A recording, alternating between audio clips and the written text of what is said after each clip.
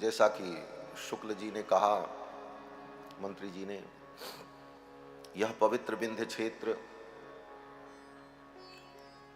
यह क्षेत्र पवित्र और पवित्र भाव से पवित्र को भी पवित्र करने वाले जो भगवान हैं, पवित्राणाम पवित्रम यो मंगलानाम च मंगलम, उन भगवान का ये पवित्र मंगलमय चरित्र सुनने और सुनाने का अवसर प्राप्त हो, इससे बढ़ करके कोई सौभाग्य नहीं हो सकता। ये परम सौभाग्य है कि विंध्य की इस पावन भूमि में हम सभी लोग बैठकर भगवान की मंगलमयी चर्चा श्रवण कर रहे हैं और विंध्य की ये पर्वत श्रृंखला उत्तर से दक्षिण तक पूरे भारतवर्ष को जोड़ती है। भारत में दो ही मुख्य पर्वत हैं, एक विंध्य, एक हिमालय। विंध्य हिमालय यमुना गंगा उच्छल जलधि तरंगा, और उत्तर दक्षिण का संयोग ही श्रीमद्भागवत महापुराण है। श्रीमद्भागवत के महात्म्य में ही वेदव्यास जी कहते हैं कि भक्ति द्रविड़ देश में उत्पन्न हुई और भगवान उत्तर भारत में प्रकट हुए। रामावतार, कृष्णावतार, ये भगवान के अवतार उत्तर भारत में हुए और भगवान की भक्ति का अवतार दक्षिण भारत में हुआ। नारद जी से जब भक्ति महारानी मिली तो नारद जी ने पूछा, देवी आप कहां से आई हो? तो भक्ति महारानी ने यही कहा कि उत्पन्ना द्रविणे साहम वृद्धिम कर्नाटके गता, मैं द्रविड़ देश में उत्पन्न हुई और कर्नाटक में बड़ी हुई। क्वचिन क्वचिन महाराष्ट्रे गुर्जरे जीर्णताम गता, महाराष्ट्र में मेरा कहीं कहीं प्रचार प्रसार हुआ और गुजरात में आकर के मैं जीर्ण हो गई। फिर गुजरात से किसी प्रकार में चल करके वृंदावन आई तो वृंदावनम पुनः प्राप्य नवीनेव स्वरूपिणी, वृंदावन में आते ही मेरा स्वरूप नवीन हो गया और मैं दिव्य हो गई। तो भक्ति का प्रादुर्भाव द्रविड़ देश में और भगवान का प्राकट्य उत्तर देश में, और भक्ति भगवान का जो मिलन है यही परम कल्याण है। भक्ति जीव को भगवान के चरणों में ले जाती है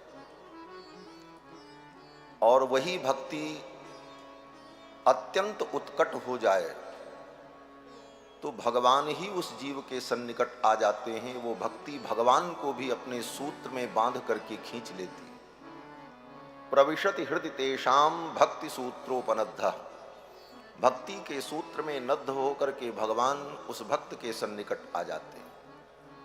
तो दक्षिण और उत्तर का यह भक्ति और भगवान का मिलन ही श्रीमद्भागवत की भूमिका है। आज कथा में अनेक विशिष्ट अतिथि आए हुए हैं। श्री शुक्ला जी जमीन में ही बैठ गए सामने, अच्छी बात है। मुझे श्रीमद् वाल्मीकि रामायण की वो पंक्ति याद आ गई कि जब कुश और लव राम जी के दरबार में कथा सुना रहे थे तो भगवान श्री राम अपना सिंहासन छोड़कर साधारण लोगों के बीच में जाकर के बैठ गए और दत्तचित्त होकर कथा श्रवण करने लगे। ये राम का आदर्श है। भगवान श्री राम का यही आदर्श है। श्रीमद् वाल्मीकि रामायण में महर्षि वाल्मीकि लिखते हैं कि सचापि राम परिषद्गतः सनैः बुभूषया सक्तमना बभूव। जब कुश और लव रामायण की पुण्य गाथा सुनाने लगे तो राम जी अपने सिंहासन से उतर करके जाकर के साधारण लोगों के बीच में परिषद में बैठ गए। क्यों? कथा सुनने वाला व्यक्ति सुनाने वाले के बराबर आसन लगा करके अगर बैठे, श्रोता वक्ता के समकक्ष आसन लगा करके बैठे, तो पुण्य का नाश हो जाता है। समासनात् पुण्य हानि ही। और वक्ता से श्रोता का आसन अगर ऊंचा हो तो वेदव्यास जी कहते हैं उच्चाच्च निरयम ब्रजेत, ऐसा श्रोता नरक में चला जाता है जो वक्ता से भी ऊंचे आसन लगा करके बैठे। इसलिए कथा श्रवण के लिए भगवान श्री राम अपने सिंहासन से उतरकर साधारण लोगों के बीच में जाकर के बैठ गए। यहां पर एक प्रश्न भी है कि राम जी स्वयं अपनी कथा सुन रहे हैं, क्या किसी शिष्ट पुरुष को, किसी विशिष्ट पुरुष को, किसी मर्यादा पुरुषोत्तम को अपना चरित्र, अपनी कथा सुननी चाहिए? लवकुश रामायण का गान कर रहे हैं और राम जी बैठ करके सुन रहे हैं। तो महर्षि वाल्मीकि ने इसका उत्तर दिया कि ये रामायण जो है ये राम जी की कथा नहीं है। बोले महाराज क्या बोल रहे हैं, आज तक तो हम यही जानते थे रामायण राम जी की कथा है। महर्षि वाल्मीकि कहते हैं ये रामायण सीता जी का महान चरित्र है। कृत्स्नम रामायणम काव्यम सीतायाश्चरितम महत, ये संपूर्ण रामायण महाकाव्य सीता जी का महान चरित्र है और सीता जी के महान चरित्र को स्वयं रघुनाथ जी बैठ करके श्रवण करते हैं। अब रही बात राम जी की भी कथा उसमें आती है, तो हमारे प्रेमी भक्त कहते हैं कि हमारी किशोरी जी के आगे पीछे राम जी डोलते रहते हैं, उनके दुल्हा हैं, उनके पति हैं, उनके प्रियतम हैं, तो चर्चा तो उनकी भी आएगी, हम उसे रोक नहीं सकते। परंतु वस्तुतः रामायण तो श्री सीता जी का महान चरित्र है, सीतायास चरितम महत्। और सीता जी के उस महान चरित्र को श्री रघुनाथ जी परिषद में बैठ करके श्रवण करते।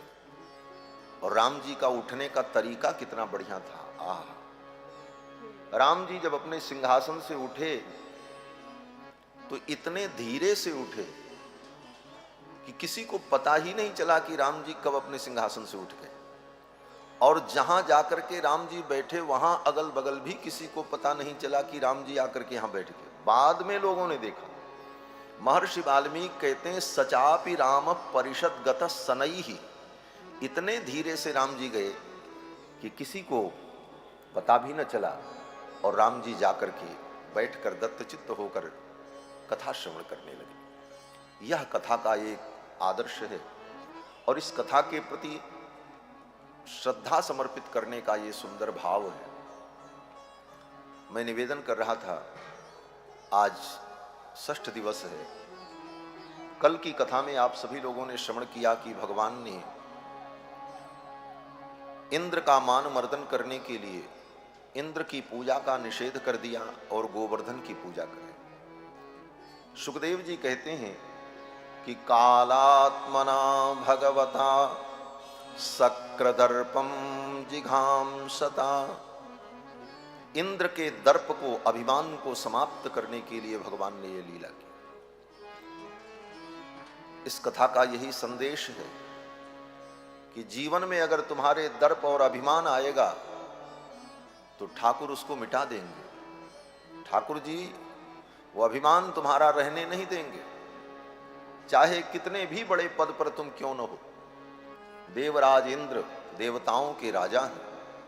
100 अश्वमेध करने वाला शतक्रतु इंद्र के पद पर प्रतिष्ठित होता है और ऐसे पद पर बैठे हुए इंद्र के भी अभिमान को भगवान ने रहने नहीं दिया, मिटा दिया। अभिमान ही व्यक्ति के पराभव का हेतु बन जाता है। शुक्ल यजुर्वेद के शतपथ ब्राह्मण में वेद भगवान कहते हैं पराभवस्य हेतु एतत्, ये पराभव का हेतु है। जीवन में अभिमान न हो, किसी भी बात का अभिमान।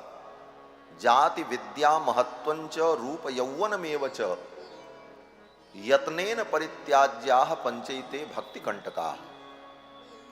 जाति का अभिमान, विद्या का अभिमान, महत्व का अभिमान, रूप का अभिमान, यौवन का अभिमान, ये 5 प्रकार के अभिमान जो हैं ये भक्ति के कंटक हैं।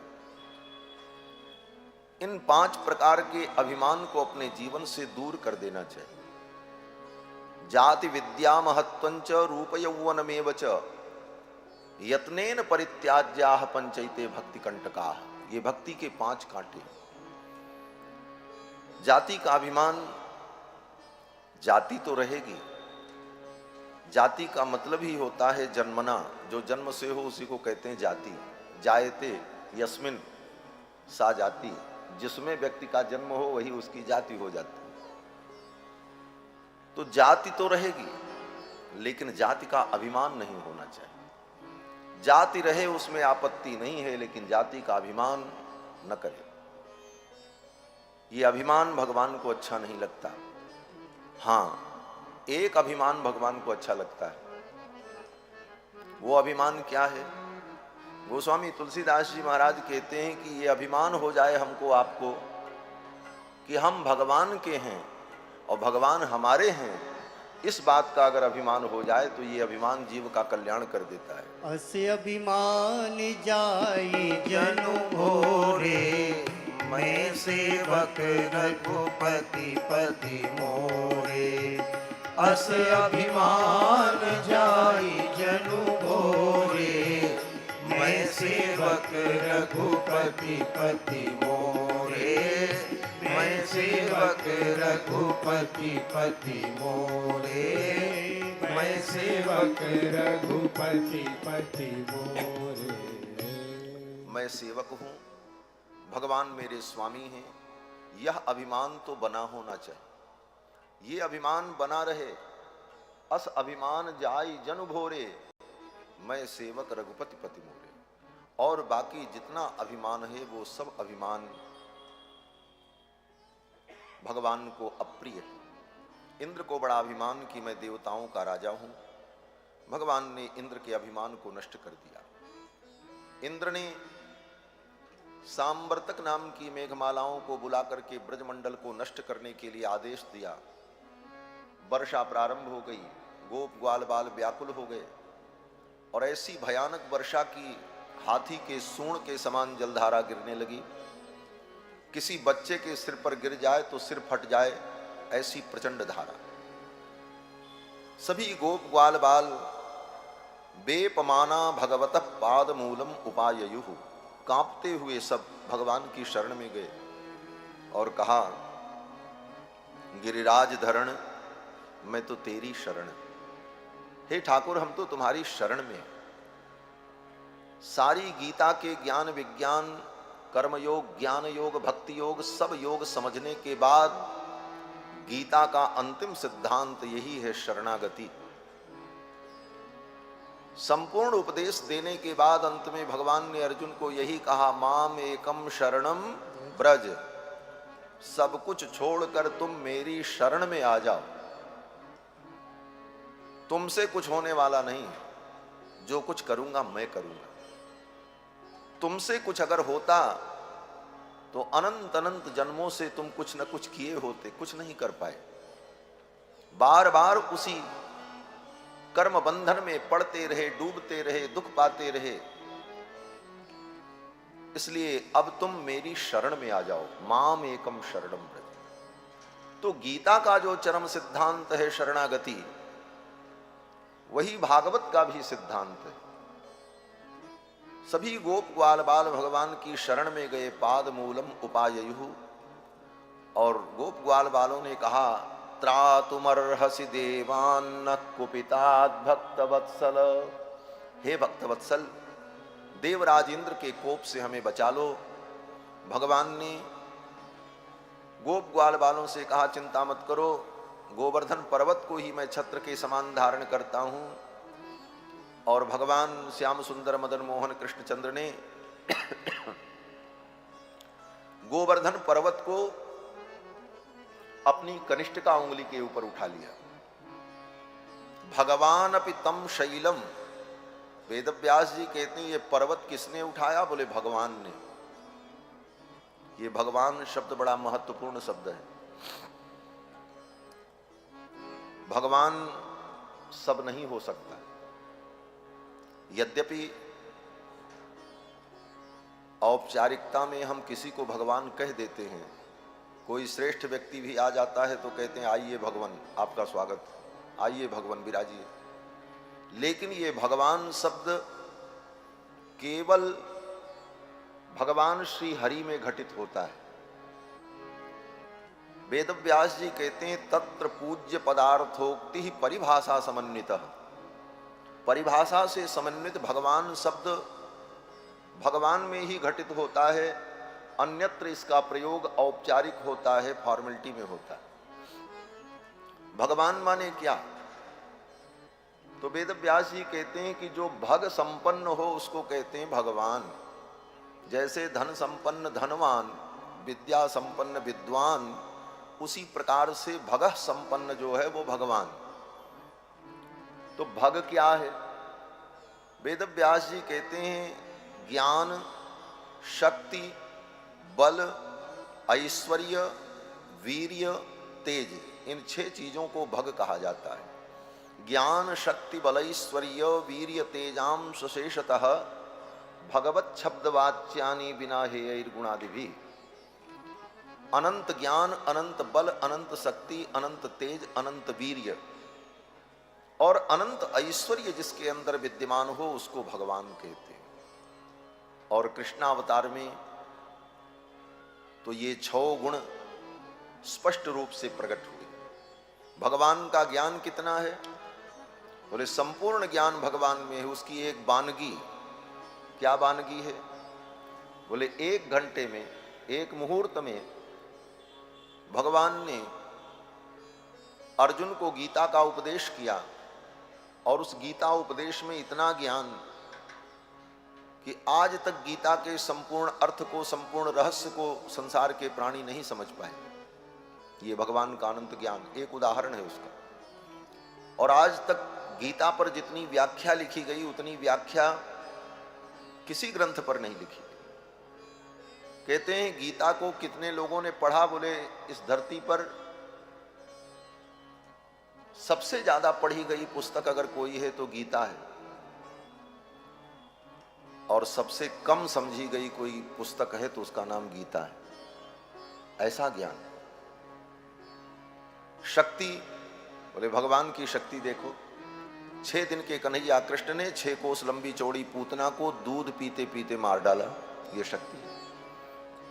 बल, बोले 7 कोस लंबे चौड़े गोवर्धन पर्वत को 7 वर्ष के कन्हैया ने अपनी कनिष्ठिका उंगली पर उठा लिया, ये बल। ज्ञान, शक्ति, बल। ऐश्वर्य भगवान का, बोले अपने संकल्प मात्र से समुद्र के अंदर 7 कोस को 12 योजन लंबी चौड़ी स्वर्णमयी द्वारिकापुरी का निर्माण कर दिया।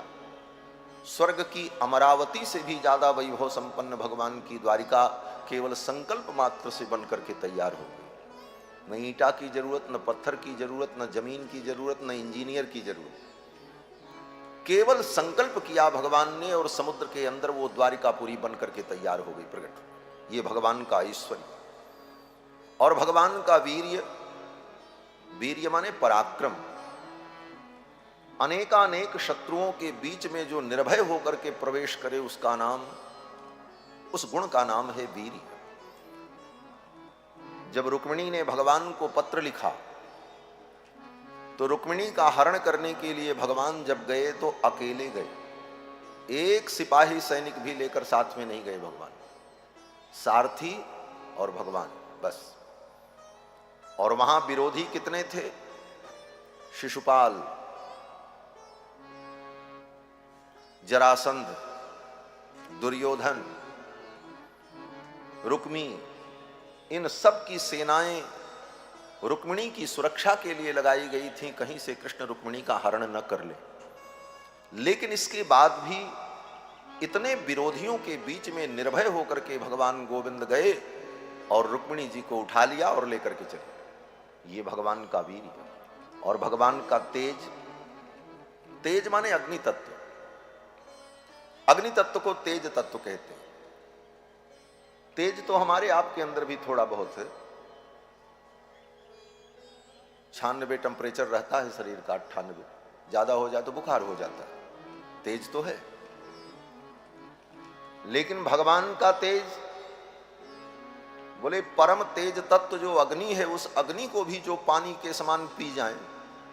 कल की कथा में सुना, मुंजारण्य में आग लगी तो भगवान ने गोप ग्वाल बालों से कहा अपनी आंखें बंद कर लो। सभी गोप ग्वाल बालों ने अपनी आंखें बंद की और भगवान ने मुख खोला और संपूर्ण अग्नि को पी गए। भगवान के विषय में जो वेद में कहा मुखाद अग्निर अजायत, ये अग्नि तत्व भगवान के मुख से उत्पन्न हुआ, वेद ने कहा। उस वेद मंत्र को चरितार्थ कर दिया कृष्णावतार में। भगवान ने अग्नि को भगवान पी गए, और एक बार नहीं 2 बार भगवान ने अग्निपान किया कृष्णावतार में। कहते हैं दुर्बद्धम सुबद्धम, किसी चीज को बांधा जाए तो एक गांठ लगाई जाए तो गांठ खुलने की डर होती है, लेकिन 2 गांठ मार दीजिए तो बात मजबूत हो जाती है। कहते हैं दुर्बद्धम सुबद्धम, 2 बार कोई चीज बांध दी जाए तो सुंदर बंध जाती है।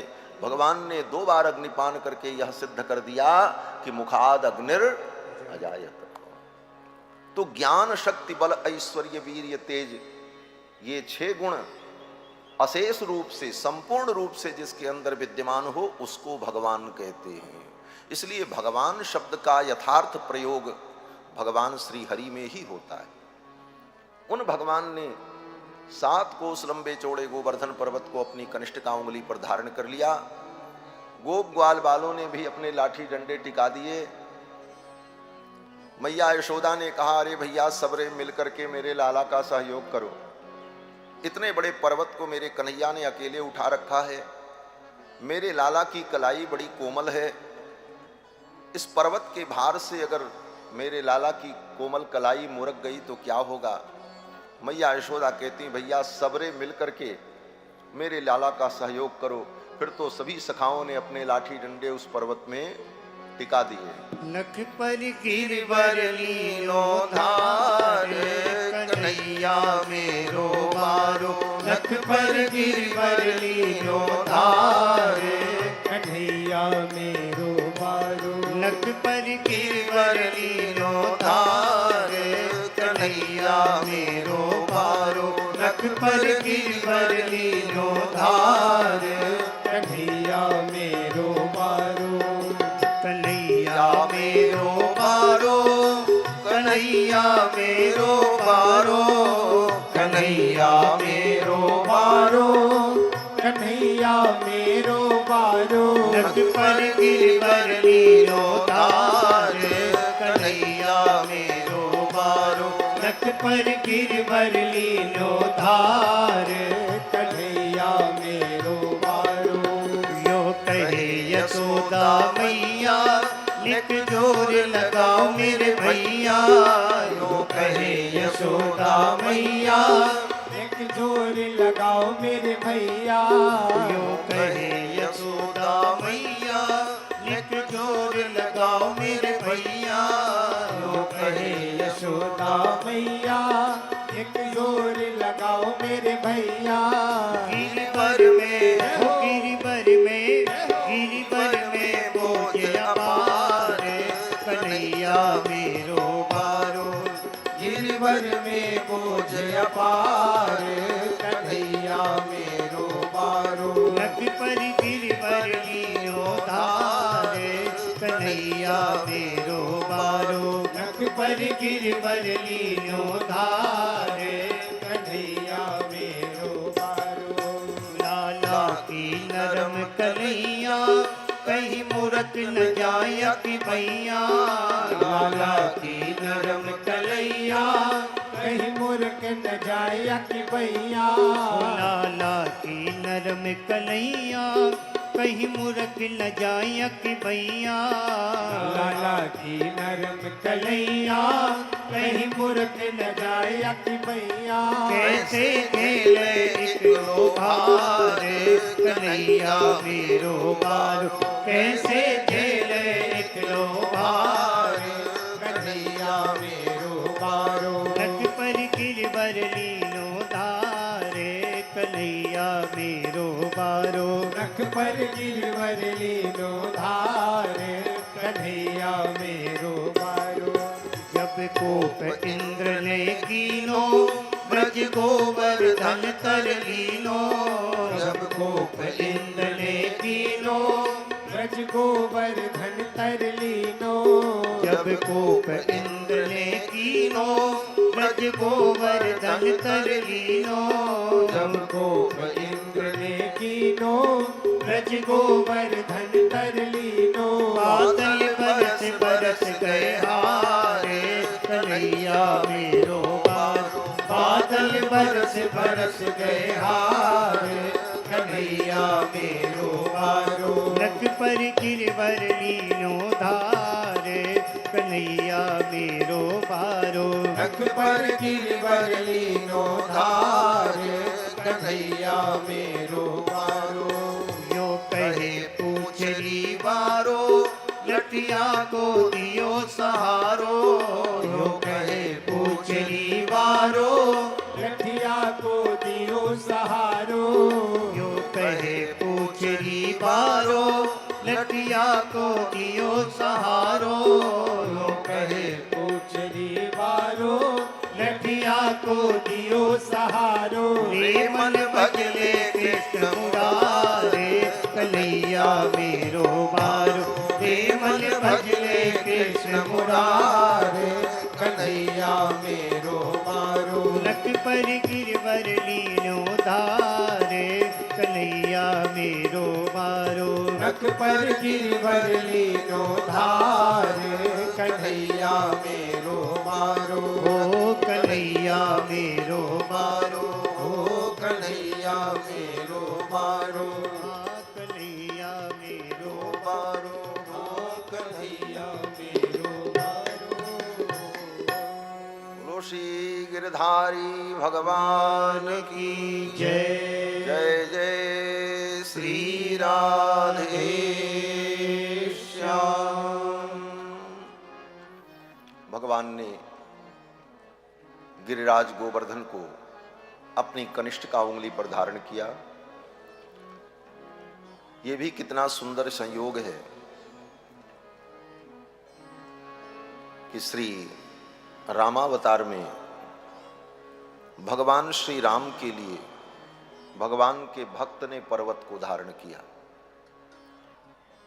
श्री हनुमान जी महाराज ने पर्वत को धारण किया।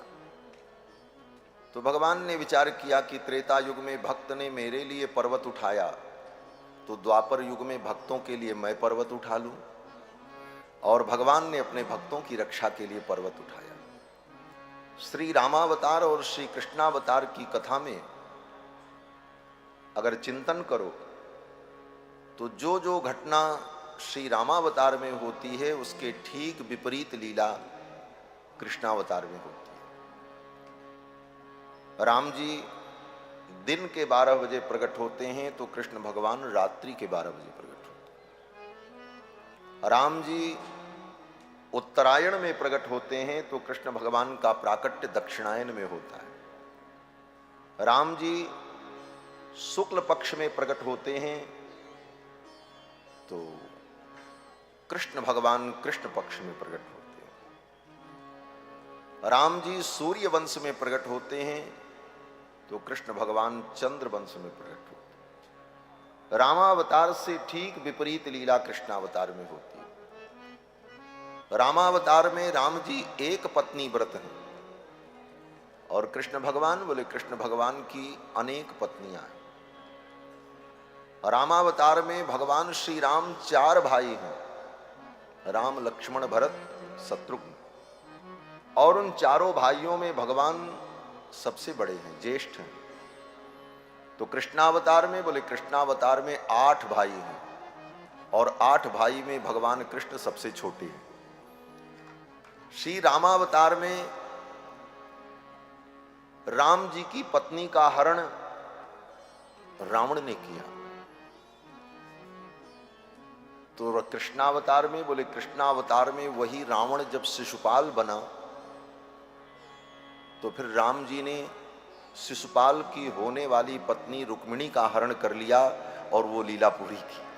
भगवान ने कहा उस बार तुमने हरण किया था, इस बार मैं हरण करूंगा।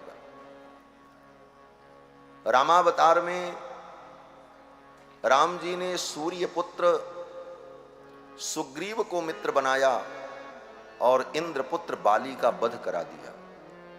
तो कृष्णावतार में भगवान ने इंद्रपुत्र अर्जुन को अपना मित्र बनाया और सूर्य पुत्र कर्ण का वध करा दिया। बड़ा हिसाब पक्का है। जो जो कार्य श्री रामावतार में हुआ उसके ठीक विपरीत कार्य कृष्णावतार में। श्री रामावतार में राम जी के एक माता पिता, तो कृष्णावतार में भगवान के दो माता दो पिता। रात्रि में देवकी वसुदेव और सवेरे नंद यशोदा। रामावतार में शेष जी महाराज छोटे भाई हैं, रामानुज हैं। राम के अनुज लक्ष्मण जी शेषावतार हैं, रामानुज हैं। तो त्रेता में जो रामानुज थे वो द्वापर में राम बन गए और त्रेता में जो राम थे वो द्वापर में रामानुज बन गए। बलराम जी के छोटे भाई बने भगवान कृष्ण। यह संयोग है। कृष्ण चरित्र, भगवान गोविंद का ये पावन चरित्र परम पवित्र। भगवान ने गोवर्धन पर्वत को धारण करके ब्रजवासियों की रक्षा की। 7 दिन बीत गए, 7 दिन तक भगवान पर्वत को धारण किए रहे। और इस लीला में जितने गोप ग्वाल बाल भगवान को घेर करके खड़े थे जब भगवान पर्वत लिए थे, तो सबसे बड़ी विशेषता ये थी कि सबको भगवान के मुखारविंद का ही दर्शन हो रहा था। किधर से भी कोई देखे तो भगवान का मुखारविंद ही दिखता था। भगवान पर्वत लिए खड़े हैं और भगवान का मुखारविंद दिख रहा है और भगवान मुस्कुरा रहे हैं। चारों तरफ जो भक्त जन थे उन सबको भगवान के मुखारविंद का ही दर्शन हो रहा था। इसीलिए आज भी गोवर्धन में कई मुखारविंद हैं और गिरिराज महाराज को भगवान ने धारण किया। फिर तो जब एक दिन बीत गया तो गोप ग्वाल वालों ने कहा भैया थोड़ी देर तू विश्राम कर ले, तब तक मैं पर्वत को धारण करता हूं। हम सब मिल करके पर्वत धारण करेंगे, तब तक थोड़ी देर तुम विश्राम करो। कन्हैया ने कहा भैया इस पर्वत में बहुत वजन है, ये तुम लोगों से नहीं संभलेगा। गोप ग्वाल वालों ने कहा हाँ हाँ तेरी उंगलिया पर टिका है, हम सब ने लाठी लगाया है तब रुका है। भगवान ने कहा अच्छा तो ठीक है तुम लोग संभालो, हम थोड़ा देर विश्राम कर लेते हैं। सखाओं ने कहा हाँ कन्हैया तू निश्चिंत होकर के विश्राम कर ले, तब तक हम सब पर्वत को संभाले रहेंगे। ज्यों ही भगवान ने अपनी कनिष्ठ का उंगली को थोड़ा सा नीचे किया, पर्वत नीचे आने लगा। सबके लाठी डंडे तड़ाक तड़ाक टूट गए। सबने कहा अरे कन्हैया पकड़ पकड़। तब तक भगवान श्याम सुंदर ने फिर ऊपर हाथ उठा दिया, पर्वत रुक गया। अब तो सबने कहा कन्हैया सच में ये पर्वत तो तेरी उंगली पर टिका हुआ है, लेकिन कन्हैया एक बात बता, तू हमारी ही आयु का है और हम जो खाते पीते हैं दूध दही माखन वही तू भी खाता पीता है, हमारे साथ खेलता है, तो तेरे अंदर इतनी शक्ति कहां से आई कि तूने इतने बड़े पर्वत को धारण किया? कन्हैया आज तो बताना पड़ेगा। तो भगवान श्याम सुंदर मुस्कुराने लगे और भगवान ने कहा भैया अगर ऐसी बात है तो सुन लो। ठाकुर जी ने कहा कि कछु माखन को बल भयो, कछु गोपन करी सहाय, और श्री राधा जू की कृपा ते गोवर्धन लियो उठाए। कछु माखन को बल भयो, मेरी मैया ने मुझे माखन मिश्री खिलाई, कुछ तो उसका बल है। और कछु गोपन करी सहाय, आप सब भाइयों ने गोपों ने सहयोग किया और श्री राधा जू की कृपा ते गोवर्धन लियो उठाए। श्री राधा रानी की कृपा से मैंने गोवर्धन पर्वत को धारण किया। गोप ग्वाल बाल बड़े आनंदित हुए। इसके बाद देवराज इंद्र आए हैं, भगवान की बड़ी स्तुति की और देवराज इंद्र ने स्वर्ग की कामधेनु के दुग्ध से भगवान का अभिषेक किया। स्वर्ग से कामधेनु आई और भगवान का अभिषेक किया और गोविंद नाम से भगवान को संबोधित किया। इसके बाद कथा आती है कि भगवान ने वरुण लोक जाकर अपने बाबा नंद बाबा को वरुण पास से मुक्त कराया। ये कथा ऐसी है, एक दिन एकादशी का व्रत किया था नंद बाबा ने, नित्य प्रति जमुना स्नान करने जाते थे। एकादशी के दूसरे दिन रात्रि में 2 बजे ही स्नान करने चले गए। समय का ठीक ठीक परिज्ञान नहीं था। नंद बाबा जब स्नान करने गए तो वरुण के सेवकों ने नंद बाबा को पकड़ लिया और वरुण पाश में बांधकर वरुण लोक लेकर के चले। अर्धरात्रि में आसुरी वेला में किसी नदी और तालाब में स्नान नहीं करना चाहिए, निषेध है। पुराने जमाने में घर में लोग कहते थे, कोई रात में नहाने जाए नदी तालाब तो लोग कहते थे अरे वहां भूत पकड़ लेगा। रात्रि में तालाब नदी में नहीं जाना चाहिए। तो भूत कौन है? बोले ये असुर। वरुण देवता के जो सेवक हैं वे असुर हैं। स्वयं वरुण देवता भी असुर ही हैं। असुर एक देवताओं की जाति है। असुर, राक्षस, पिशाच, गुह्यक, अजानज, किन्नर, किम पुरुष, गंधर्व, ये सब देवताओं की जातियां हैं। इनमें जो सर्वश्रेष्ठ हैं वो आदित्य होते हैं, जो अदिति के पुत्र हैं। बाकी फिर क्रम से इन देवताओं की भी जाति है। और संपूर्ण सृष्टि में पशु, पक्षी, वनस्पति सब में भिन्न भिन्न प्रकार की जातियां हैं। यह सृष्टि इस भेद से युक्त है और सदा युक्त रहती है। इस भेद को कभी कोई समाप्त नहीं कर सकता, अनादि। तो ये असुर भी देवता हैं, उपदेवता की जाति में। इनके अंदर भी जन्मजात दिव्य शक्तियां होती हैं। और बहुत से असुर भगवान के परम भक्त भी हुए। उन्हीं असुरों में श्री प्रहलाद जी हैं जो भगवान के परम भक्त। राजा बलि, जिनके कारण इस धरती पर गंगा आई। आज हम गंगा में स्नान करके अपने को धन्य धन्य कृत्य अनुभव करते हैं, कृतकृत्य अनुभव करते हैं। उन गंगा को धरती पर लाने में एक असुर का ही योगदान है। राजा बलि के यज्ञ में भगवान वामन ना आते और 3 पग पृथ्वी की याचना का प्रसंग ना आता तो वामन भगवान अपने विग्रह को क्यों बढ़ाते और फिर ब्रह्मा जी भगवान का चरण कैसे धो पाते, गंगा जी का प्रादुर्भाव कैसे होता। तो सृष्टि में सबका योगदान है। असुर, राक्षस, किन्नर, गंधर्व, अच्छे बुरे सबको मिला करके ही ये सृष्टि। विधि प्रपंच गुण अवगुण साना। गोस्वामी जी कहते हैं विधाता ने गुण अवगुण दोनों को सान करके तब सृष्टि बनाई। जैसे रोटी बनानी हो तो खाली आटा से रोटी नहीं बनेगी और खाली पानी से रोटी नहीं बनेगी। आटा और पानी दोनों को सानो तो रोटी बन जाए। उसी प्रकार गुण और अवगुण को सान करके तब विधाता ने यह सृष्टि बनाई है। गुण प्रपंच विधि अवगुण साना। विधि प्रपंच गुण अवगुण साना। विधाता ने गुण अवगुण को सान करके सृष्टि बनाई है। और गोस्वामी जी कहते हैं संत हंस गुण गहई पय परिहरि बारी विकार। इस संसार में गुण दोष सदा रहता है। केवल गुण गुण रह जाए तब भी सृष्टि नहीं चलेगी, केवल दोष दोष हो जाए तब भी सृष्टि नहीं चलेगी। गुण दोष से संयुक्त ही ये सृष्टि है। तो ये असुर जो हैं ये भी उपदेवता हैं। वरुण देवता स्वयं असुर हैं, उनकी भी पूजा होती है। कलश स्थापन होता है तो कलश में वरुण की पूजा होती है, वरुण असुर हैं। क्षेत्रपाल की पूजा होती है, वो भी असुर हैं।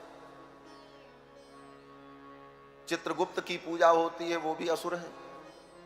वास्तु देवता की पूजा होती है, जब घर नया बनता है तो वास्तु शांति होती, वो वास्तु भी असुर ही है।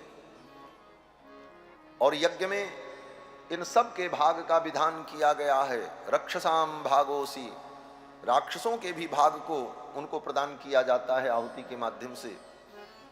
तो ये सब भगवान के ही परिकर हैं और भगवान की विभूति है।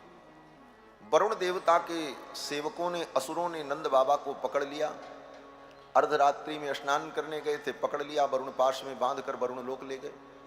नंद बाबा लौट करके नहीं आए। अब तो रोना धोना शुरू हो गया, बाबा कहाँ गए, चलो ढूंढो। ढूंढने के लिए पहुंचे जमुना के तट पर, तो देखा जहां नंद बाबा रोज स्नान करते थे, वहां नंद बाबा का कपड़ा रखा हुआ है, लाठी रखी हुई है, कमंडल रखा हुआ है, लेकिन नंद बाबा ने।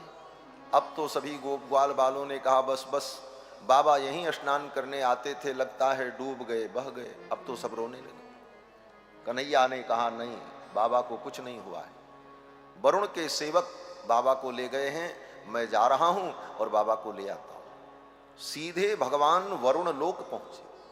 मृत्यु लोक का कोई प्राणी सशरीर किसी लोक में चला जाए और फिर चला आए, यह सामर्थ्य मनुष्य में नहीं हो सकता, ये भगवान का सामर्थ्य।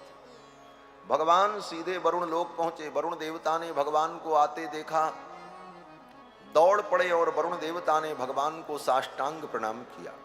वरुण देवता ने कहा कि नमस्तुभ्यं भगवते ब्रह्मणे परमात्मने।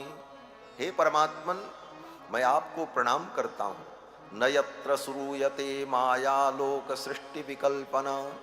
हे भगवान, आप मायातीत हैं और संपूर्ण सृष्टि के कारण तत्व हैं। ये सब कह करके वरुण देवता ने भगवान के चरणों में प्रणाम किया और वरुण देवता जान गए भगवान क्यों आए। वरुण देवता ने कहा महाराज, ये मेरे सेवकों ने बहुत बड़ी मूर्खता की है, जो आपके बाबा को पकड़ लाए। अजानता माम के न मूढ़े ना कार्य वेदिना, आनी तो यम तव पिता तद भवान छंतुमर्हति। हे भगवान, मेरे इन मूढ़ सेवकों ने अज्ञानवश आपके बाबा को पकड़ लिया, मैं क्षमा मांगता हूं, आप हमें क्षमा कर दो। वरुण देवता ने भगवान से क्षमा मांगी। अपराध तो सेवकों ने किया और क्षमा किसको मांगनी पड़ी, बोले स्वामी को। यही सिद्धांत है। भृत्यापराधे सर्वत्र स्वामिनो दंडमिष्यते। सेवक के अपराध को स्वामी का ही अपराध माना जाता है। सेवक का अपराध जो होता है वो स्वामी का अपराध ही माना जाता है, क्योंकि उस स्वामी के संरक्षण में ही वो सारा कार्य करता है, इसलिए वह अपराध स्वामी का अपराध माना जाता है। और सेवक से अपराध हो जाए तो स्वामी को ही क्षमा मांगनी पड़ती है। एक बड़ी अद्भुत घटना, एक बार श्री विभीषण जी महाराज, विभीषण जी लंका के राजा हैं, आज भी लंका के राजा विभीषण ही हैं, लेकिन वो लंका नहीं जो भारत के नक्शे में नीचे दिखाई पड़ती है, वो सिंघल द्वीप है, वो लंका नहीं है। लंका भारत के दक्षिण छोर से 100 योजन की दूरी पर, 1200 किलोमीटर की दूरी पर समुद्र के मध्य में मायामयी पुरी है। वो असुरों की नगरी है, वहां मनुष्य का प्रवेश ही नहीं हो सकता और वो मनुष्यों को दिखाई भी नहीं पड़ेगी। और उस लंका का राज्य भगवान ने विभीषण को दिया था और विभीषण जी एक कल्प तक लंका के राजा रहेंगे और असुरों का पालन करेंगे। और विभीषण जी चिरंजीवी हैं, आज भी हैं। हमारे गुरुजी महाराज को तो एक बार विभीषण जी का दर्शन हुआ था महाराज। ये सब बातें मंच से कहने पर लोगों को लगता है कि ये कल्पना होगी, लेकिन अयोध्या में ही श्री विभीषण जी महाराज समय समय पर राम जी का दर्शन करने के लिए आते हैं। एक बार पूज्य श्री ब्रह्मचारी जी महाराज को अयोध्या में, जहां पर विभीषण जी का स्थान है, विभीषण कुंड, जहां पर विभीषण जी त्रेता युग में आए थे तो ठहरे थे, आज भी उनका वो स्थान है। और विभीषण जी दिव्य रूप से आते हैं और राम जी का दर्शन करके चले जाते हैं। वहीं पर विभीषण कुंड पर विभीषण जी का दर्शन हुआ था गुरु जी को। विभीषण जी परम भागवत हैं, भगवान के परम भक्त हैं। एक दिन विभीषण जी महाराज रथ पर बैठकर दक्षिण भारत में कहीं जा रहे थे, किसी ब्राह्मणों के गांव से होकर के गए। अब उनके साथ जो राक्षसी सेना थी, दल बल था, उस कारण से कई ब्राह्मणों के घर और सब टूट गए, नष्ट हो गए। ये द्वापर युग की कथा है। श्री वेद व्यास जी ने पुराण में वर्णन किया है इस कथा का। तो जब सब घर नष्ट हो गए तो जितने ब्राह्मण थे सबने विभीषण जी को पकड़ लिया। विभीषण जी भगवान के परम भक्त, चाहते तो उन ब्राह्मणों के बंधन को तोड़कर पराक्रम से चले जाते। विभीषण जी को कौन रोक पाएगा? विभीषण का मतलब ही होता है विशिष्टो भीषणः विभीषणः, जो अत्यंत भीषण है। और विभीषण जी साधारण नहीं, बहुत बड़े वीर है महाराज। हाँ, सच पूछो तो इंद्र को विभीषण जी ने ही जीता था। मेघनाथ ने तो जबरदस्ती अपने को इंद्रजित घोषित कर दिया। ये रावण, मेघनाथ, ये सब गए थे स्वर्ग को लूटने के लिए। देवताओं ने सबको पकड़ करके बंद कर लिया, रावण को भी, मेघनाथ को भी। विभीषण जी को जब पता चला तब विभीषण जी ने जाकर के युद्ध करके इन दोनों को छुड़ाया।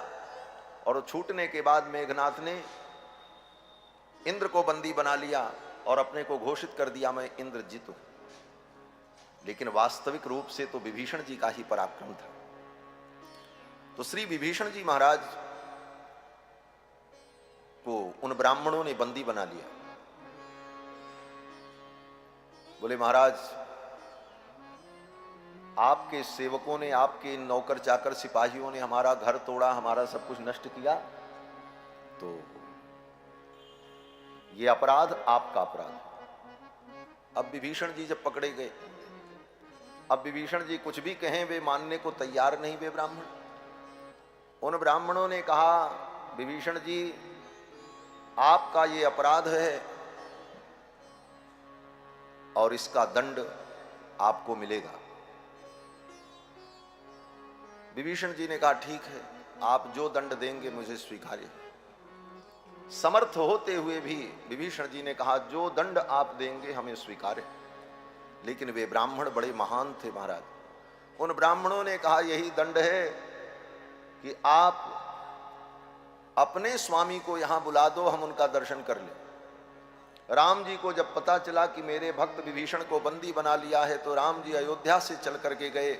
और राम जी ने जब दर्शन किया तो राम जी का दर्शन प्राप्त करके वे ब्राह्मण कृतकृत्य हो गए और विभीषण जी को मुक्त कर दिया।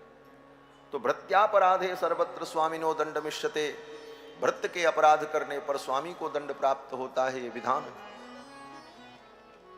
इसीलिए वरुण देवता ने भगवान से क्षमा मांगी। भगवान नंद बाबा को लेकर के आए और नंद बाबा को जब लेकर के आए तो गोप ग्वाल बालों ने कहा कन्हैया तू वरुण लोक चला गया। नंद बाबा ने कहा अरे वरुण देवता ने तो मेरे छोरे को दंडवत किया, मेरे कन्हैया को प्रणाम किया वरुण देवता ने।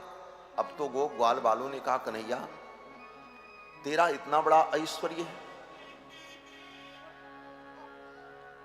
नंद बाबा ने कहा भैया ये बालक साक्षात नारायण का स्वरूप है। गुरुजी ने जब नामकरण किया था तो गुरुजी ने कहा था कि तस्मान नंदात्मजो यमते नारायण समो गुणैहि।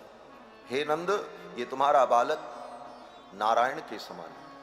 अब तो सभी गोप ग्वाल वालों ने भगवान को पकड़ लिया और कहा कन्हैया तू नारायण है और नारायण का जो परम धाम है उसका नाम वैकुंठ है, मुझे वैकुंठ का दर्शन तो करा दो।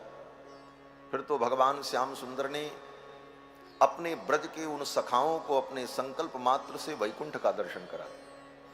सभी गोप ग्वाल वालों ने अपने को वैकुंठ में पाया और अगले क्षण ही वे सभी गोप ग्वाल बाल फिर अपने को वृंदावन में अनुभव करते हैं। ये सब कथा सुखदेव जी ने राजा परीक्षित को सुनाई। इसके बाद भगवान की रास लीला का वर्णन आता है। 5 अध्याय में सुखदेव जी ने भगवान की रास लीला का वर्णन किया है। ये रास लीला भागवत का प्राण है।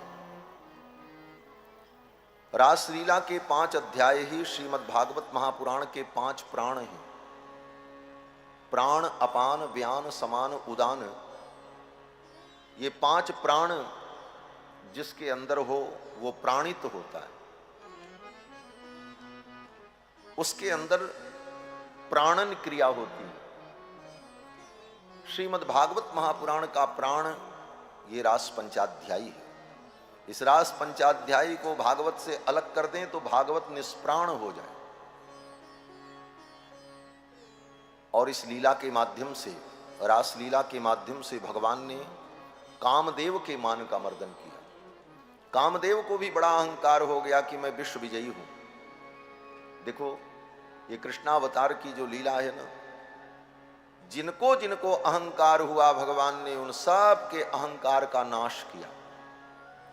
कामदेव को भी अहंकार हो गया कि मैं विश्व विजयी हूं। कामदेव इठलाते हुए जा रहा था, नारद जी रास्ते में मिल गए। नारद जी ने कहा, कहो कंदर्प कहां जा रहे हो? कामदेव ने कहा, कहां जाऊं, कोई लड़ने वाला नहीं मिलता, सब मुझसे हार गए। बड़े बड़े ऋषि मुनि महात्मा भी काम के परवश हो गए। और सच में जब कामदेव ने अपने प्रचंड रूप को प्रकट किया भगवान शिव की समाधि को भंग करने के लिए, तो कामदेव के प्रचंड प्रभाव से बड़े बड़े ऋषि मुनि महात्मा जो सारे संसार को ब्रह्ममय देखते थे, उनको सारी दुनिया स्त्रीमय दिखाई पड़ने लगी। संसार के सभी पुरुषों को संसार स्त्री के रूप में दिखने लगा, स्त्रियों को सारा संसार पुरुष के रूप में दिखने लगा। ऐसा काम का प्रचंड वेग था। गोस्वामी तुलसीदास जी महाराज वर्णन करते हैं, भय काम बस जोगी तापस पावरन की को कहे। भय काम बस जोगी तापस पावरन की को कहे। कहीं चराचर नारी मय जे ब्रह्ममय देखत रहे। कहीं चराचर नारी मय जे ब्रह्ममय देखत रहे। अबला बिलो कहीं पुरुष मय जग पुरुष सब अबलामयम्। अबला बिलो कहीं पुरुष मय जग पुरुष सब अबलामयम्। दोई दंड भरि ब्रह्मांड भीतर काम कृत कौतुक अयम्। दुई दंड भरि ब्रह्मांड भीतर काम कृत कौतुक अयम्। भय काम बस जोगी तापस पावरन की को कहे। हाँ पावरन की को कहे। हाँ पावरन की को कहे। कामदेव ने जब अपने प्रचंड रूप को प्रकट किया, बड़े बड़े ऋषि मुनि भी काम के परवश हुए। गोस्वामी जी कहते हैं, पामरन की को कहे। जो पामर प्राणी रात दिन भोग में ही डूबे हैं, उनकी क्या बात कही जाए। जो सारी दुनिया को ब्रह्म के रूप में देखते थे, उनको भी काम ने संतप्त कर दिया। इस कारण काम को अभिमान हो गया। नारद जी ने कहा, विश्व विजयी तो तुम हो, लेकिन विश्व विजय का खिताब, विश्व विजय का अवार्ड तो तुमको तब मिलेगा जब उस 10 वर्ष के बालक को तुम जीत लो। नारद जी तो बड़े चतुर हैं। एक महात्मा कहते थे, नारद का मतलब क्या है? तो व्याकरण के नियम से नारद का अर्थ तो यही होता है, नारम ज्ञानम ददातीति नारदः। नारम बंधनम द्यति खंडयति इति नारदः। जो बंधन को काट दें उनका नाम नारद, जो ज्ञान प्रदान करें उनका नाम नारद। सारे नर, नर माने जीव, जिस परमात्मा में निवास करते हैं उसका नाम नार। और उस नार परमात्मा को जो प्रदान कर दें, दे दें, उसका नाम नारद। ये सब अर्थ है। लेकिन एक महात्मा ने कहा, ये सब अर्थ विद्वानों के लिए है, पंडितों के लिए है, हमको तो यही अर्थ समझ में आता है, नारद, जिसकी बात कभी रद्द न हो उसका नाम नारद। क्या अर्थ है? बोले नारद, जिसकी बात कभी रद्द न हो। और सच में नारद जी की बात कहीं रद्द नहीं होती, ये भी बात है। नारद जी ने कामदेव से कहा, जाओ और जा करके उस 10 वर्ष के बालक को अगर तुम पराजित कर दो तो मैं मान लूंगा कि तुम विश्वजयी हो। कामदेव ने कहा, वो 10 वर्ष का बालक कौन है? नारद जी ने कहा, कोई ज्ञानी पंडित विद्वान नहीं है, ग्वारिया है, अभी आज तक कभी विद्यालय भी नहीं गया है, और तो और दिन भर स्त्रियों के बीच में, गोपियों के बीच में ताता थैया करता रहता है। कामदेव ने कहा, बड़े बड़े तो मुझसे बचे नहीं, ये 10 वर्ष का छोरा क्या है? नारद जी ने कहा, जाओ। तो कामदेव भगवान के पास आया गर्वित होकर। भगवान ने कहा, ठीक है, हमारा तुम्हारा संघर्ष होगा। किस प्रकार का युद्ध तुम करोगे? कामदेव ने कहा, क्यों? भगवान ने कहा, 2 प्रकार का युद्ध होता है, एक किलेबंद का युद्ध और दूसरा मैदाने जंग। मैदाने जंग करोगे कि किलेबंद का युद्ध करोगे? किलेबंद का युद्ध क्या है? बोले तुम अपनी किलाबंदी कर लो, पूर्ण रूप से अपने आप को सुरक्षित कर लो और तब युद्ध करो, इसका नाम किलेबंद का युद्ध। और मैदाने जंग, बोले उतर जाओ मैदान में खुलेआम और जंग करो, इसका नाम मैदाने जंग। कामदेव ने कहा, मैं तो किलेबंद का युद्ध करूंगा। भगवान ने कहा, ठीक है। भगवान ने तिथि निश्चित कर दी, आश्विन मास की पूर्णिमा को, शरद पूर्णिमा की रात्रि में जमुना के तट पर वंशी बट पर हजारों हजारों गोपियों के मध्य में मैं अकेला पुरुष रहूंगा। उस समय तुम अपनी पूरी तैयारी से आ जाना। रास लीला में कामदेव को भगवान ने निमंत्रण दे दिया, क्योंकि इस लीला के माध्यम से काम पर विजय प्राप्त करना है, काम के दर्प को नष्ट करना था।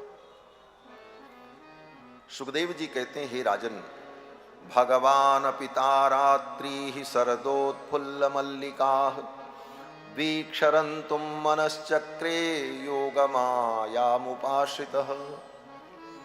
ये लीला किसकी है? सुखदेव जी कहते हैं, भगवान की। भगवान जो सर्वसमर्थ हैं, कर्तुम अकर्तुम अन्यथा कर्तुम समर्थ, उन भगवान की लीला है। भगवान ने अपनी योग माया को आदेश दिया, भगवान की योग माया ने सारे उपकरण उपस्थित कर दिए। शरद पूर्णिमा की रात्रि में चंद्रमा की किरणें पृथ्वी को आह्लादित करने लगी। जमुना का पुलिन अत्यंत रमणीय हो गया। जमुना की कलकल धारा मानो संगीत के रव को प्रकट करने लगी।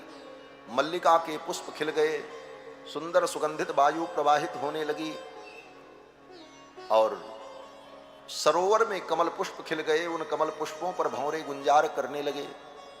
अत्यंत मधुमय मधुर वातावरण तैयार हुआ और भगवान श्याम सुंदर मदन मोहन श्री कृष्णचंद्र ने उस रात्रि में अपने अधरों पर बंशी रखी और सुंदर स्वर लहरी प्रकट किया। निशम्य गीतम तदनंग वर्धनम ब्रज स्त्रिय कृष्ण गृहीत मानसा आजग्मुरन्योन्यमलक्षितोद्यमाः सयत्र कांतो जवलोल कुंडला। भगवान ने अपने अधर पर वंशी रखी और सुंदर वंशी निनाद किया। अर्धरात्रि में, अर्धरात्रि में परम शांत वातावरण होता है। हल्की सी भी आवाज आए तो व्यक्ति सुन लेता है। भगवान ने बंशी बजाई और बंसी में स्वर प्रकट किया। ये भगवान की बंशी साधारण नहीं है। भगवान बंशी बजाएं और कौन सुनेगा, ये भगवान जो चाहेंगे वो होगा। भगवान जब बंशी बजाते तो गाय भी सुनती, पशु पक्षी भी सुनते और तो और पत्थर भी सुनते थे। जब हरि मुरली नाद प्रकाशी पाहन जलज विकासी, पत्थर पर भी कमल खिल जाते थे, लकड़ियां भी सुनती थी महाराज। जब भगवान बंशी बजाएं तो गोपियां अपने चूल्हे में जो लकड़ी लगाती थीं जलाने के लिए, वो लकड़ी भीग जाती थी। भगवान की बंशी बजे और उस ध्वनि को सुन करके चूल्हे के अंदर लगी हुई जो लकड़ी जल रही है, सूखी लकड़ी, वो भी भीग जाती थी, रस से परिपूर्ण हो जाती। गोपियों का चूल्हा जलना बंद हो जाता तो गोपियां श्याम सुंदर को उलाहना देती, मुरहर रंधन समये मां कुर मुरली रवम। हे श्याम सुंदर, जब मैं भोजन बनाऊं उस समय बंसी मत बजाया करो। बोले क्यों? तुम्हारे भोजन बनाने से हमारे बंसी बजाने से क्या लेना देना? गोपियां कहती हैं श्याम सुंदर, जब तुम बंसी बजाते हो तो हमारे चूल्हे की लकड़ियां भी भीग जाती हैं, चूल्हा नहीं जलता, फूंक फूंक करके हम परेशान हो जाती हैं, आंखें लाल हो जाती हैं, सासू जी बिगड़ती हैं, अभी तक भोजन नहीं बना, इतनी देर हो गई। इसलिए हे श्याम सुंदर, जब मैं भोजन बनाऊं उस समय आप बंशी मत बजाया कर। मुरहर रंधन समये मां कुर मुरली रवम। तो भगवान बंशी बजाते तो सब सुनते, लेकिन रास लीला में जब भगवान ने बंशी बजाई तो केवल गोपियों ने सुना, और गोपियों में भी सभी गोपियों ने नहीं सुना। उन्हीं गोपियों ने सुना जो गोपियां भगवान कृष्ण को अपना प्रियतम मानती थी, बस। सुखदेव जी कहते हैं, ब्रज स्त्रिया, कौन सी ब्रज की स्त्रियां? बोले कृष्ण गृहीत मानसा, कृष्ण ने जिनके मन को ग्रहण कर लिया था। कृष्ण ग्रह ग्रहीत आत्मा गोपांगनाओं ने भगवान की वंशी को सुना, बाकी गोपियों ने नहीं सुना, दादी ने नहीं सुना, सासू ने नहीं सुना, डुकरिया ने नहीं सुना। बोले तब? बोले केवल उन्हीं गोपियों ने सुना जो कृष्ण से प्रेम करती थी, जो कृष्ण को अपना प्रियतम मानती थी। ये वैशिष्ट था, कृष्ण ग्रहीत मानसा। और बंशी, ये बंशी है कौन? बोले भगवान शंकर ही बंसी बनकर के कृष्णावतार में श्याम सुंदर के अधरों पर विराजित है। बंसस्तु भगवान रुद्र, भगवान रुद्र ही बंशी बन करके श्याम सुंदर के अधरों पर विराजित थे। गोपियां कहती ये बंसी कितनी सौभाग्यशालिनी है,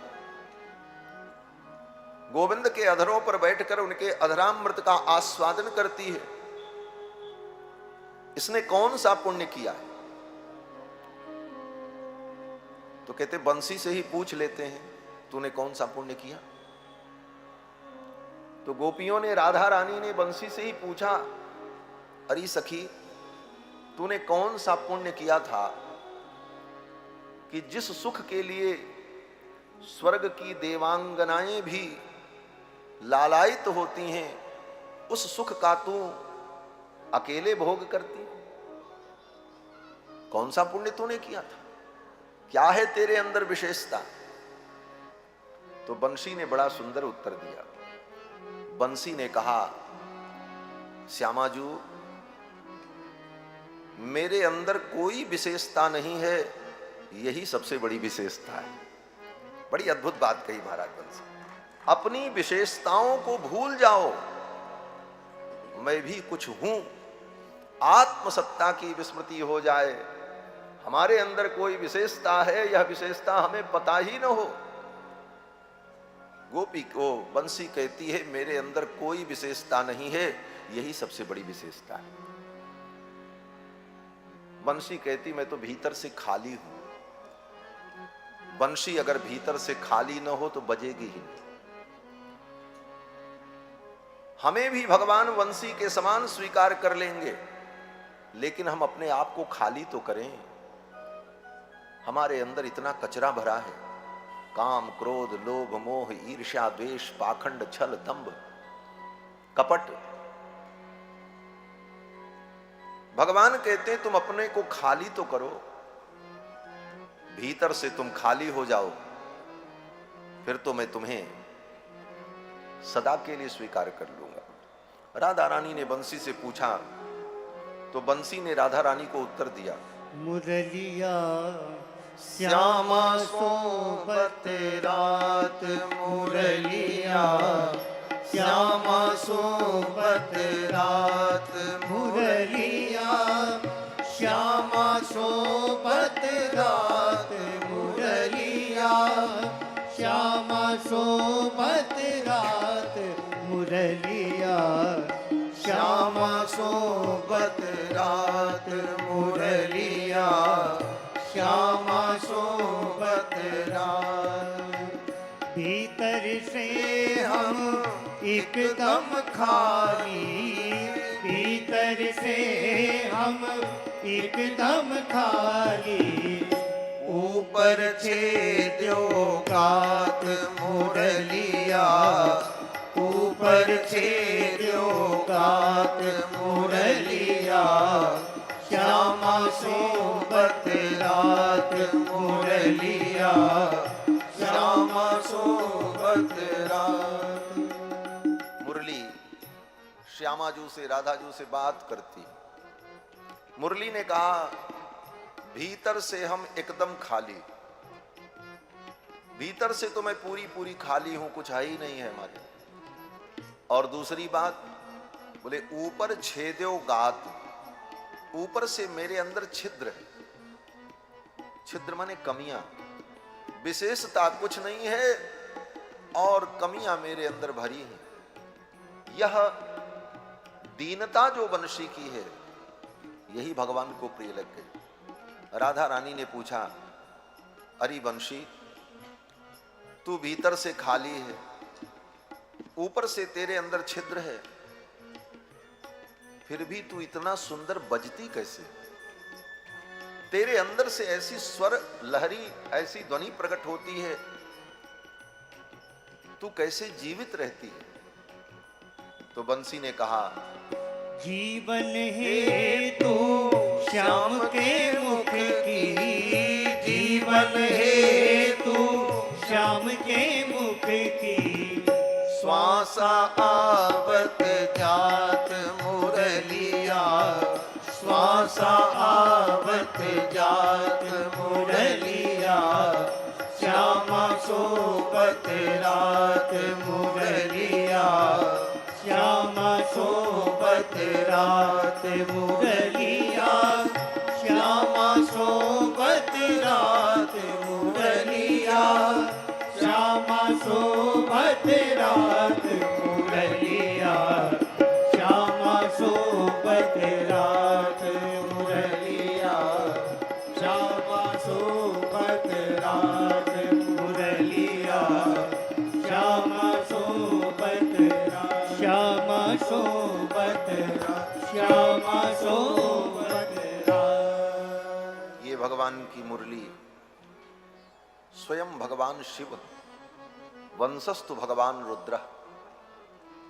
भगवान ने जब बंशी बजाई तो गोपियां भगवान की बंशी की ध्वनि को सुनकर अपने अपने कार्य को छोड़ करके दौड़ पड़ी। अर्धरात्रि में कोई गोपी गाय दूह रही थी,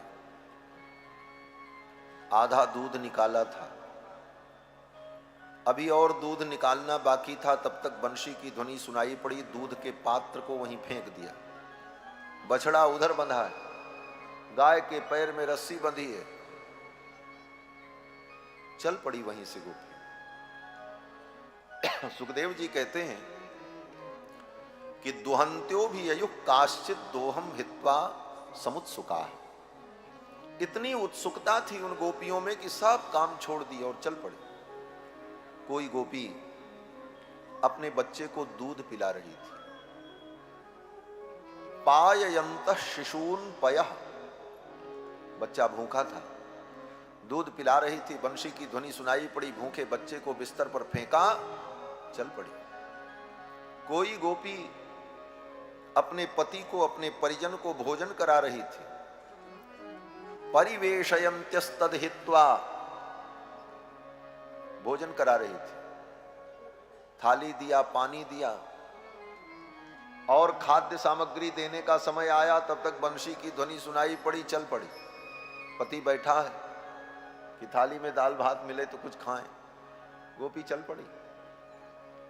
सुखदेव जी कहते हैं कोई गोपी अपने घर में झाड़ू बुहारू कर रही थी, बंशी की ध्वनि सुनाई पड़ी, उस काम को वहीं छोड़ दिया, चल पड़ी।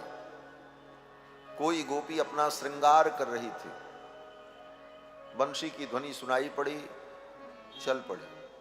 आधा श्रृंगार किया, एक कान में कुंडल पहना, दूसरे कान में कुंडल पहनना बाकी था, चल पड़ी। बोले महाराज ये ऐसे ही लिखा है? बोले हाँ ऐसे ही लिखा है भागवत में। कोई गोपी अपने आंखों में काजल लगा रही थी, एक आंख में काजल लगाया, दूसरी आंख की एक पलक में लगाया, और ऊपर वाली पलक में लगाने जा रही थी तब तक बंशी की ध्वनि सुनाई पड़ी, ऐसे ही चल पड़ी। 1.5 आंख में काजल लगा करके चल पड़ी महाराज। अंजंत्यः काश्च लोचने, जो जैसे थी वो उसी प्रकार चल पड़ी, और जहां थी वहीं से चल पड़ी। जिस परिस्थिति में, जिस दिशा में और जिस दशा में थी वहीं से गोविंद की ओर चल पड़ी। इसका तात्पर्य भगवान के मार्ग में जाने के लिए जहां आप हो, जिस परिस्थिति में हो, जिस दशा में हो, जिस दिशा में हो, जिस अवस्था में हो, वहीं से आपकी भगवत यात्रा प्रारंभ हो जाएगी। उसके लिए किसी तैयारी की जरूरत नहीं। यथावस्थित प्रकारेण अधिकारी भवति, जो व्यक्ति जैसे है वैसे ही वो भगवान के चरणों में जाने का अधिकारी है। किसी तैयारी की जरूरत नहीं। हम बहुत योग्य बन जाएंगे, विद्वान बन जाएंगे, तब भगवान की शरण में जा पाएंगे? बोले ना। हम बहुत बड़े आचार विचार संपन्न बन जाएंगे तभी भगवान की शरण में जा पाएंगे? बोले ये सब बन जाओगे, ये बाद की बात है। पहले तो भगवान की शरण में जाने के लिए तुम जैसे हो वैसे ही अधिकारी हो, चल पड़ो। यथावस्थित प्रकारेण अधिकारी भवति, आचार्य चरण कहते हैं। तो गोपियां जैसे थीं उसी प्रकार चल पड़ी। दूसरी बात, जब गोपियां भगवान की बंशी की ध्वनि को सुनकर के चलीं तो उनको ये चिंता नहीं हुई कि मेरे जाने के बाद गाय कौन दुहेगा, मेरे जाने के बाद घर का काम कौन करेगा। अगर उन्हें घर के काम की चिंता होती तो वो गोविंद के चरणों की ओर न जा पाते। गोपियों ने उन कामों को, कार्यों को त्यागा और अपने घर को भी त्यागा।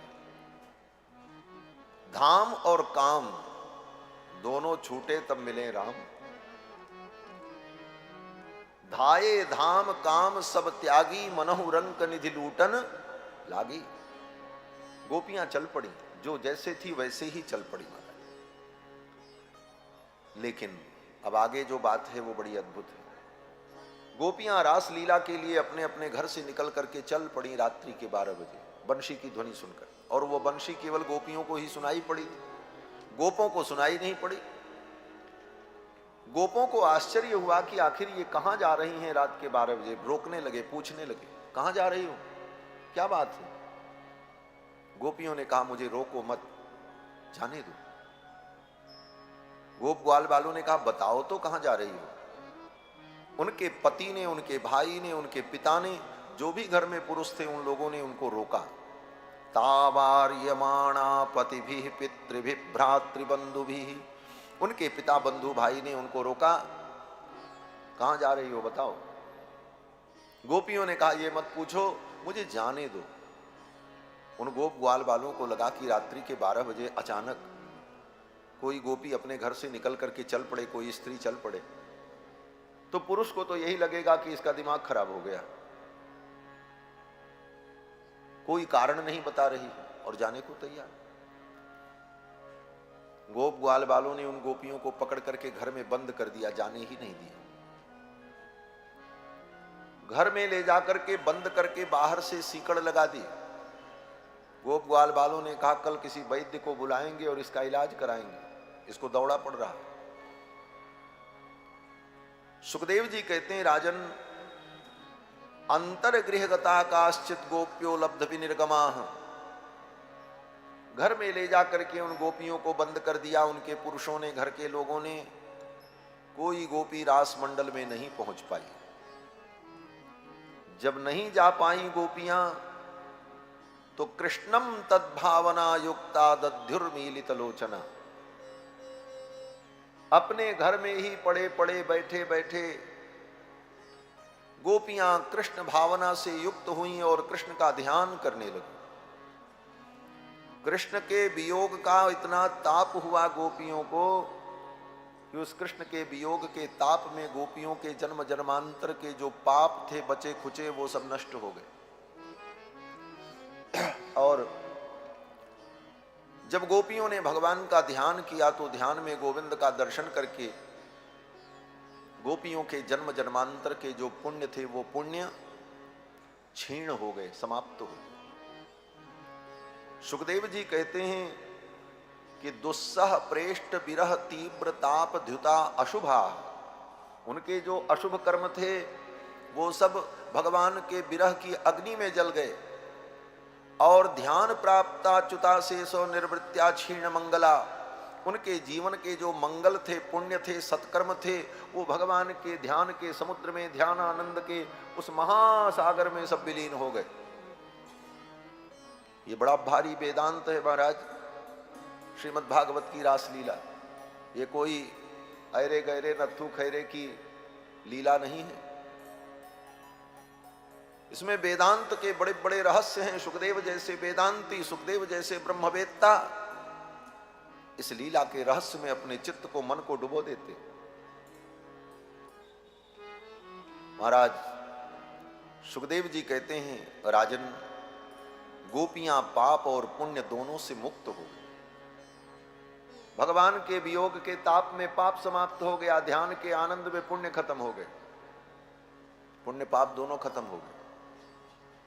और पुण्य पाप दोनों जिसके समाप्त हो जाते हैं वो कर्म बंधन से मुक्त हो जाता है। पुण्य भी रहेगा तो कर्म बंधन है, क्योंकि पुण्य भी कर्म है। पुण्य रहेगा स्वर्ग जाना पड़ेगा, स्वर्ग का सुख भोगने के बाद फिर संसार में आना पड़ेगा। पाप रहेगा तो नरक में जाना पड़ेगा, नरक में पाप भोगने के बाद फिर आना पड़ेगा। ये चलता रहेगा ऐसे। पुण्य पापे विधूय निरंजन परमम साम्य मुपैति, पुण्य पाप दोनों समाप्त हो जाएं तब यह जीव जब निरंजन हो जाता है तब कर्म बंधन से मुक्त होता है। गोपियों के पाप पुण्य जब समाप्त हो गए तो गोपियों का कर्म बंधन खत्म हो गया। कर्म बंधन समाप्त होने पर देह बंधन समाप्त हो जाता, क्योंकि ये देह बंधन भी कर्म बंधन का परिणाम है। हमको आपको ये देह क्यों मिला है?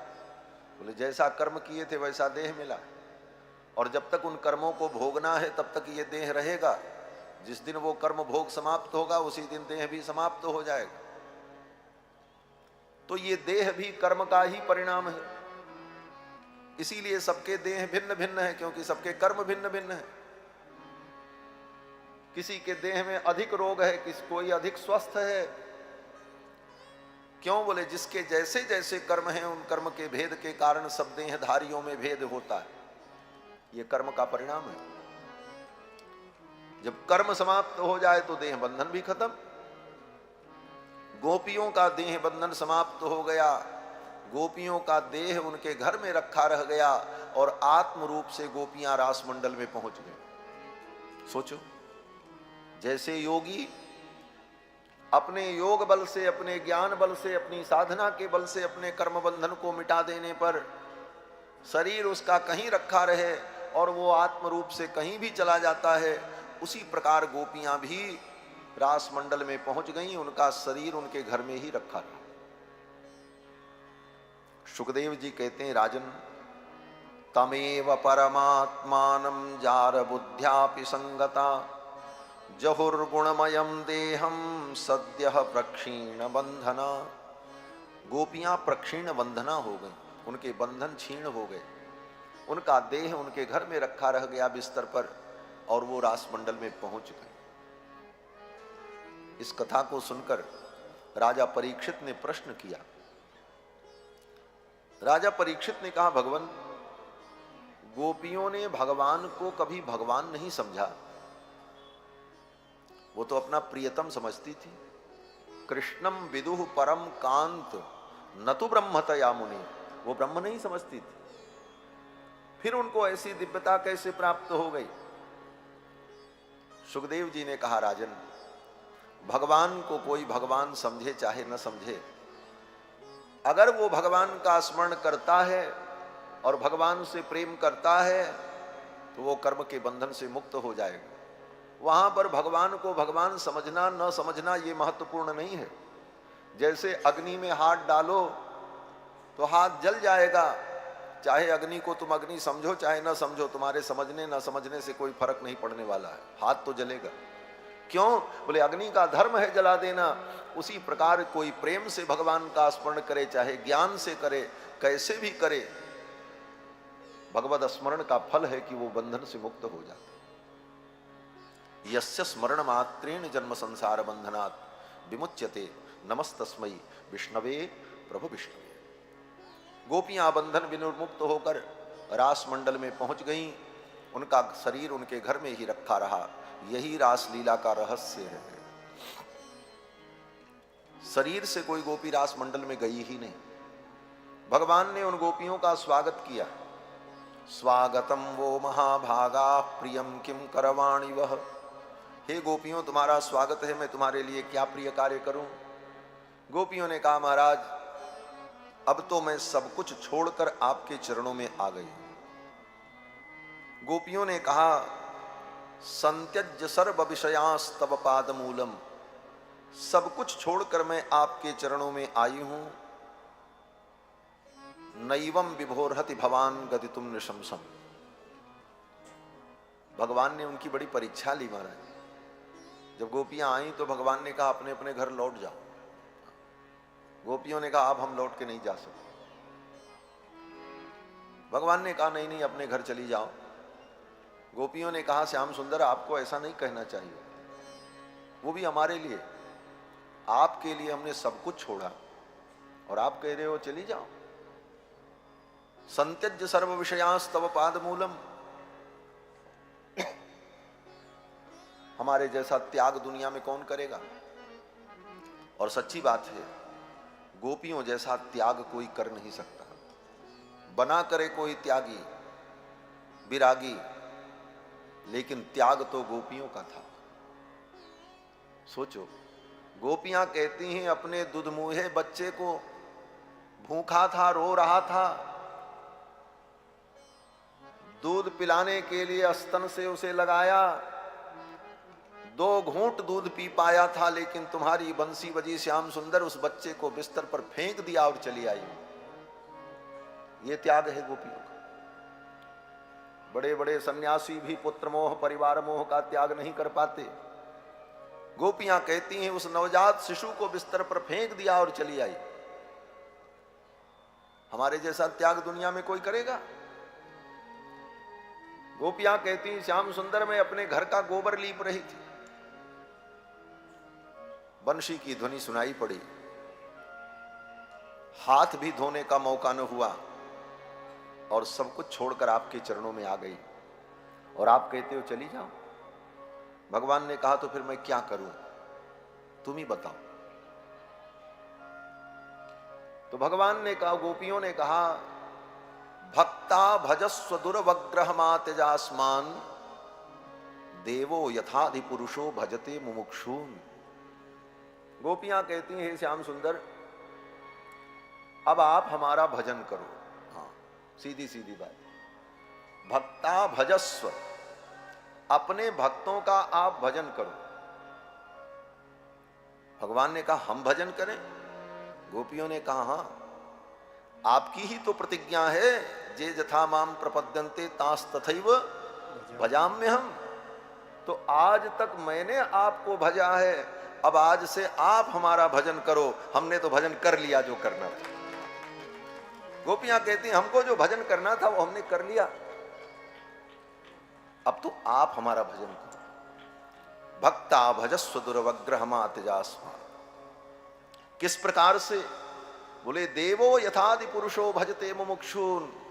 जैसे आदि पुरुष भगवान, अरे वही आदि पुरुष भगवान तो कृष्ण है, कोई दूसरे थोड़ी है, लेकिन ये कहने की भंगिमा है गोपियों की। गोपियां कहती हैं देवो यथादि पुरुषो भजते मुमुक्षून। जैसे आदि पुरुष भगवान उन मुमुक्षु प्राणियों का, मुक्त आत्माओं का भजन करते हैं, उसी प्रकार आप भी हमारा भजन करो। ये भजन का कई अर्थ होता है। भज इत्तेश धातुर्वही सेवायाम परिकीर्तिता। गोपियां कहती हैं आप हमारा सेवन करो, हम आपकी भोग्या हैं। यह जीव परमात्मा का भोग्य है। अनन्यार्हत्व, अनन्य शेषत्व और अनन्य भोग्यत्व, यह तीन विशेषता जीव में आ जाए, यही जीव की धन्यता है। अनन्य शेषत्व, अनन्य शेषत्व का मतलब हम भगवान के हैं और किसी के नहीं हैं। ये भाव हृदय में दृढ़ हो जाए। थोड़े में हम कह रहे हैं, ज्यादा नहीं कहेंगे। अनन्य शेषत्व, हम भगवान के हैं और किसी के नहीं। यही नहीं हो पाता। जीवन भर हम कहते फिरते हैं हम इनके हैं, हम इनके हैं, हम इनके हैं। कभी सच्चे मन से हम केवल भगवान के हैं, ये भाव नहीं दृढ़ हो पाता। वेदांत में कहा गया कि ये भाव हृदय में दृढ़ हो जाए, मैं भगवान का हूं। अनन्य शेषत्व, मैं किसी का शेष नहीं हूं, मैं भगवान का शेष हूं। शेष माने अंश। मैं भगवान का ही अंश हूं, उनका शेष हूं, उनके अधीन हूं। अनन्य शेषत्व। अनन्यार्हत्व, मैं भगवान को छोड़कर और किसी के लायक नहीं हूं। और सच में पूरा जीवन बीत जाता है व्यक्ति का, व्यक्ति किसी के लायक बन नहीं पाता। जीवन भर पत्नी को शिकायत होती है ये ठीक नहीं है, और पति को शिकायत होती है ये ठीक नहीं। बाप शिकायत करता है बेटा मेरे अनुकूल नहीं है, चाहे बेटा कुछ भी करे, और बेटा जीवन भर कहता है पिताजी हमारे अनुकूल नहीं। और तो और इस संसार में चेला गुरु के लायक नहीं बन पाता, गुरु चेला के लायक नहीं। इस संसार में कितना भी तुम कुछ कर लो, किसी के योग्य, किसी के अनुकूल पूर्ण रूप से नहीं हो पाओगे। अनन्यार्हत।